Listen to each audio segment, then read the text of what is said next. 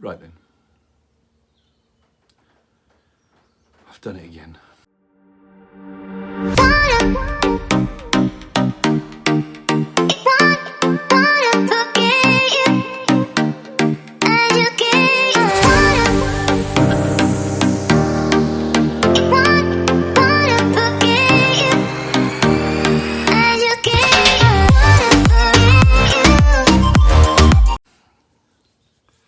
This time, it's not so much about the two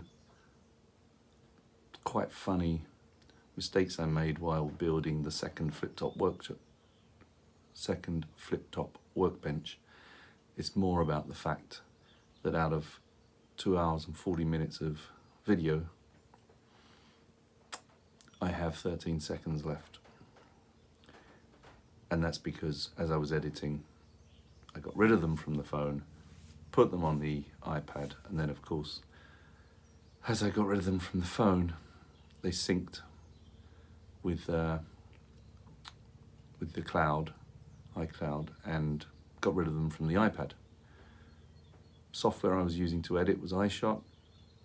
That blocked some glitch. So I had to close the app down and open it up again. When I opened it up again, of course, there was no original files to edit from. I was finished. I was just putting the music on and doing some titles, putting some credits for the music.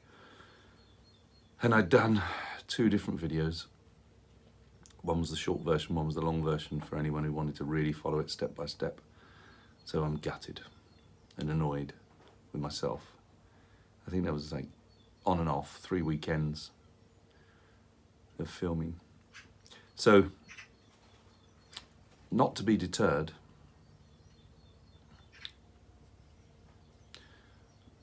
feeling like a turd, not to be deterred, I'm going to walk you through it anyway, and then try and do better. I've now got another backup, another USB key that actually works with iPhone, so hopefully with that and a bit more planning and videos that are less long to edit, hopefully that won't happen again.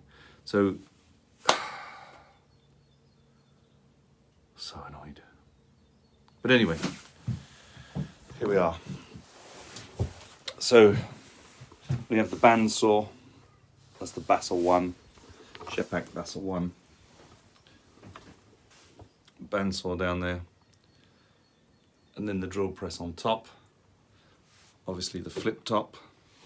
There's the one we did earlier on another video. This one was for the tool toys. And it worked out great. I decided, because of having a lack of ply, that I wasn't going to do a draw, and I was going to do the base out of 4x2, which I did, which I filmed. I did lap joints, as you can see. Hopefully you can see that. I did lap joints so that they were nice and flat, nice and strong. Clearly, I'm not going to keep saying I filmed it. I filmed the whole thing. I made my own washers because I didn't have any, just to stop this gap needing to be tiny to accommodate the knobs. I put magnets in so that this knob holds on when you're flipping. Build This, Fix That was where I got that from. I'll put a link in the description. At least he remembered to press record and not lose his video. And then the tube. This was one of the 2 funny moments. The pipe was actually up here, 170mm too high. I just calculated the whole thing when I should have been calculating the turning circle. So that was quite funny. I had to chop it down, and while I was chopping it down, I just lifted it and dropped it, and the weight of the 2 tools sort of collapsed on top of me, really. So I lost that as well. And the other funny thing I lost was my 45-degree mitre cutting jig for the table saw. I pushed that through too far and cut it in half. Sort of a funny moment. You had to be there though. So shame I haven't got that. But there you go. Worked out really well. So it was the same as the last flip top table as far as 2 sides, and then I It was quite unstable because of the height, but now it's absolutely solid as a rock, and that's since I put these side bits in. They were just off-cut, so they're not exactly the same, but they do the same job. There's some at the back there, you can see. 4x2s. This time round, I didn't bother doing a whole square of 4x2. I'd left the corners out, so I didn't have to dig out the holes for the bolts. So so that saved me some time. And also on this one, I made sure that the tube was housed in a square of ply, which means, unlike the first one, when you flip it, it's solid and it's held in there, whereas the first one there's a bit of give in the compartment that it's in, so it sort of jolts a little bit, but not that it matters. Yeah, that's about it. Sorry, there's no images apart from the finished product. So annoyed.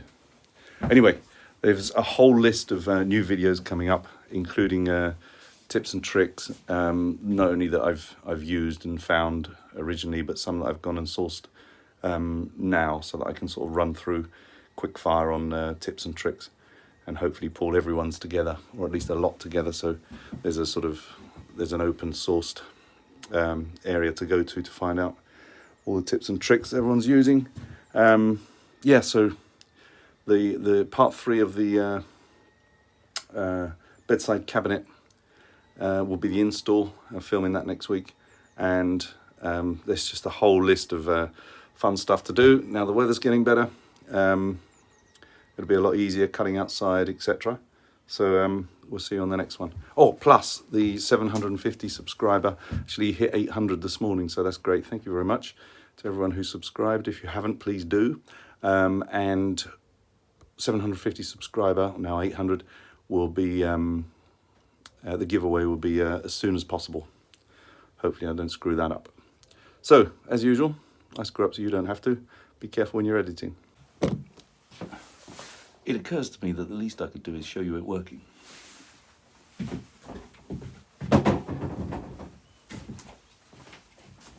After disappointing and letting everyone down.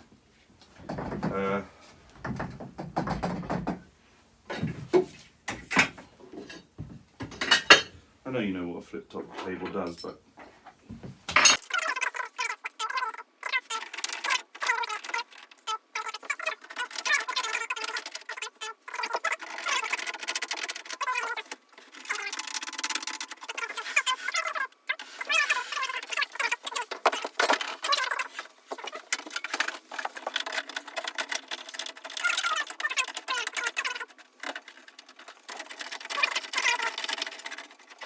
there we go, works great.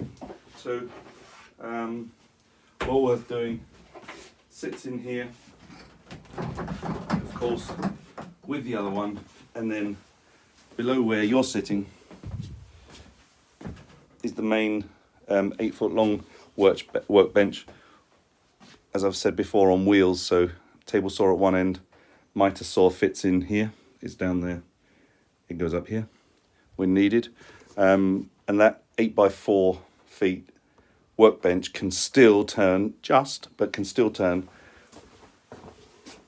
with the two flip top workbenches in the corner, sort of pushed against the wall. I'm still an idiot for not recording. Hours and hours of recording gone. Damn it! So annoying. Anyway, see you guys, sorry.